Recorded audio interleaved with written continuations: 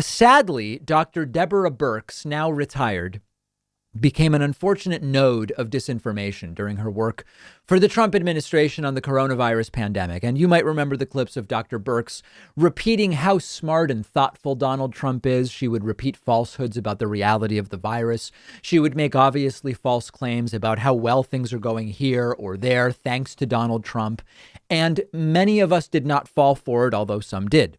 Now Dr. Birx has retired, and she did an interesting interview yesterday with CBS's Face the Nation, and she sort of came clean about the Trump administration's handling of coronavirus. And we're going to look at some clips, not crips. We're going to look at clips.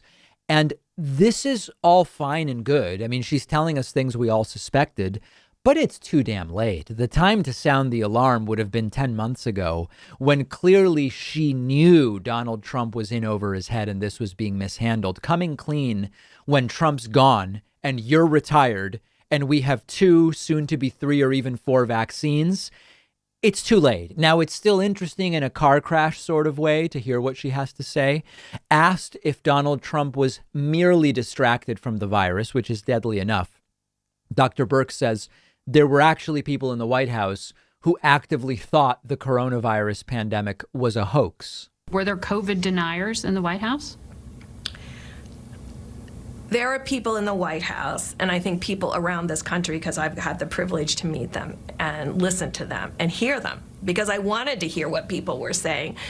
There were people who definitely believed that this was a hoax. Why?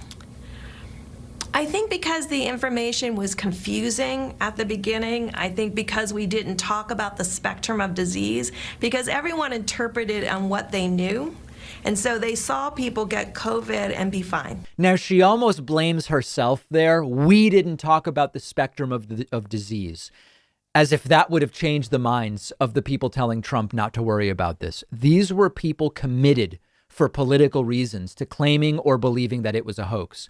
And it's horrifying. She presenting other data was not going to make a difference. And Dr. Birx in this next clip claims that despite the fact that she was the coordinator of the White House COVID task force, she basically never saw Trump in the spring. Or you gave an interview. What we're seeing today is different from March and April. It is extraordinarily widespread. And then President Trump tweeted. He blasted you for saying that. Did you ever speak to him after that? I hadn't seen him for months before that or months after that. But that was the coordinator of the COVID task force. That was an extraordinary moment because I also got yelled at by the speaker, who I have tremendous. I mean, obviously, women have gone through a lot to get in their positions. I have tremendous respect for women and women leadership. The Speaker Pelosi said she didn't have confidence in you because you were working for President Trump. I don't have confidence in anyone who stands there while the president says, swallow Lysol and it's going to cure your virus. You know, it'll kill you and you won't have the virus anymore. And so that was very hard because I've known her from the HIV world. So again, the big news, Birx hadn't seen Trump in person for months before that, nor after that. COVID coordinator, not seeing the president of the United States.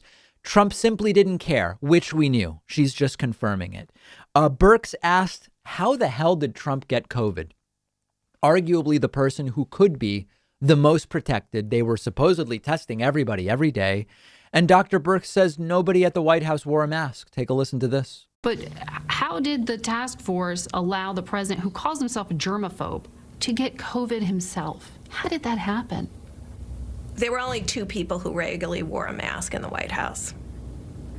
Myself and Tyler Ann McGuffrey, the support person that I had from HHS. So the staff around the president was not wearing a mask? He's the commander-in-chief. This is a national security risk. How is that possible?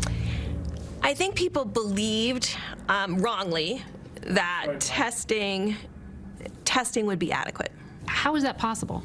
I think they believe that testing is a surrogate for a public health intervention. But did you say the president of the United States needs to wear a mask? Did you press Mike Pence on that? Did you press Mark Meadows as chief of staff? There are multiple communications about masking. Yeah. This tells you a lot. And again, we suspected this stuff, but to hear her say it is both, again, too little too late, but stunning to hear that this degree of incompetence surrounded Trump.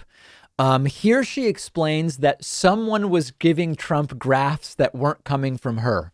She doesn't know who it was, but somebody was giving Trump other data. And by data, I mean pictures, essentially. Do you think President Trump appreciated the gravity of the health crisis you were describing? I think the president appreciated the gravity in March. It took a while after I arrived in the White House to remove all of the ancillary data that was coming in. I mean, there was parallel data streams coming into the White House that were not transparently utilized. And I needed to stop that. Where people You mean outside advisors? Outside advisors coming to inside advisors, and to this day, I mean, till the day I left, I'm convinced there were parallel data streams because Disinformation. I saw the president presenting graphs that I never made. So I know that someone out there or someone inside was creating a parallel set of data and graphics that were shown to the president. I don't know to this day who. Parallel data and strange graphs and charts. Not unique to the pandemic within the Trump administration. I think we all remember the Hurricane Sharpie incident and other instances of bogus data and graphs. So all of our suspicions were true. And that's why this happened. Early, Trump didn't take it seriously. After April, he also didn't. And no one at the White House did. That was in his immediate inner circle. The people taking it seriously, like Dr. Birx, to some degree, although she did play a role in perpetuating disinformation, Dr. Fauci, they weren't even talking to Donald Trump for months at a time. And there were people at the White House who believed it was a hoax. This is the full story. And it explains everything that went on perfectly clearly. They disbanded the pandemic response team. They threw out or ignored the pandemic response playbook left behind, color-coded by the Obama administration. They weren't wearing masks at the White House. They weren't talking to Dr. Birx. Trump wasn't. And Birx coming clean now is great for the record, but it didn't help at all back then. Is there a silver lining here? There is.